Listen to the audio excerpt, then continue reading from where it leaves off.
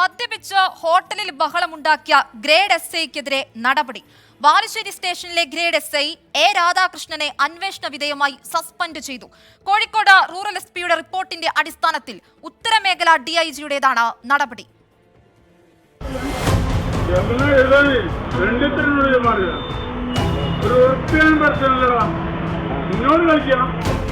ബുധനാഴ്ച രാത്രിയാണ് grade SI A Radhakrishnan Balussery അറപ്പീടികയിലുള്ള ഹോട്ടലിൽ മദ്യപിച്ചെത്തി ബഹളം വെച്ചത്.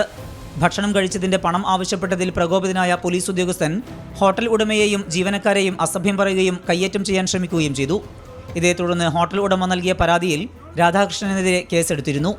ഭീഷണിപ്പെടുത്തൽ, മദ്യപിച്ച് ബഹളമുണ്ടാക്കിൽ തുടങ്ങിയ വകുപ്പുകൾ ചേർത്താണ് കേസെടുത്തത്.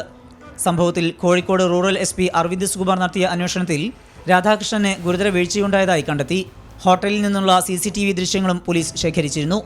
പോലീസിന്റെ അന്തസത്തയ്ക്ക് നിരക്കാത്ത പ്രവൃത്തിയാണ് ഉണ്ടായത് എന്ന് കണ്ടെത്തിയതോടെ നടപടിക്ക് ശുപാർശ ചെയ്തു. ഈ റിപ്പോർട്ടിന്റെ അടിസ്ഥാനത്തിലാണ് ഉത്തരമേഖല DIG തോംസൺ ജോസ് രാധാകൃഷ്ണനെ അന്വേഷണ വിധേയമായി സസ്പെൻഡ് ചെയ്തുകൊണ്ട് ഉത്തരവ് പുറപ്പെടുവിച്ചത്. 24 കോഴിക്കോട്.